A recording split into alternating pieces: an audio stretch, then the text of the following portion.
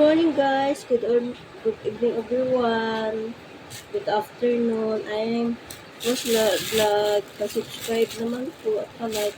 Ito guys, tuwang-tuwa ako pag yung marami kaming itlog. Ang itlog, tingnan nyo naman guys, alam ko native to kasi sobrang liliit niya Ayan ang liliit niya. Ayan guys ang liliit ng mga itlog. Ayan. Tapos, ito rin. Parang itong siya small, medium. Tapos may white din kami dyan na itlog na binili ko na kang araw. Ayan.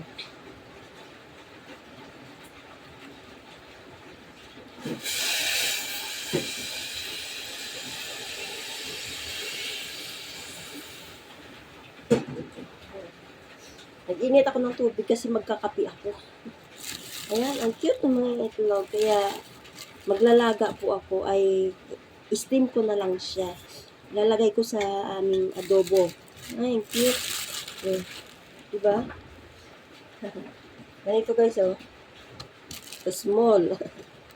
Ito medium. Ito naman siya large. Pero ito siya native.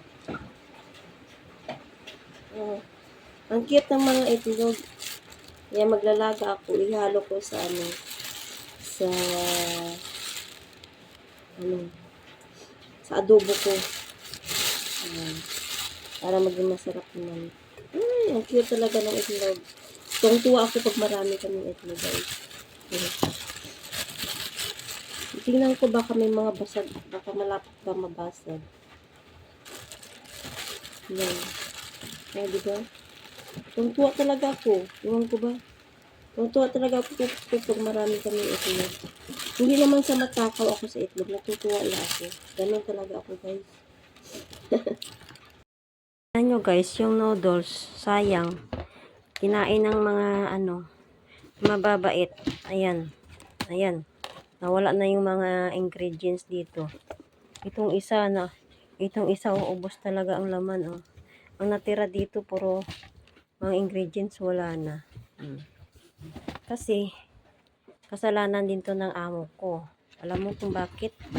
Kasi nakaraan ng mga araw, kumain siya ng gabi ng ganitong noodles.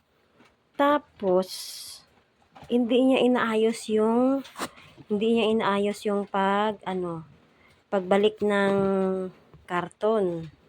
Hindi niya inaayos pagbalik nito ng karton. Tapos, yung pinapatong ko dito para hindi bumukas, para hindi mapasukan ng mga ipis or mga dyan, o lalo na sa daga, hindi niya binalik. Kaya it's natural, pag pumasok ng daga, labas talaga yan, ganyan siya lang naman yung kumakain ng noodles Tapos kumuha siya dito sa karton, tapos hindi niya binalik yung pinapatong ko.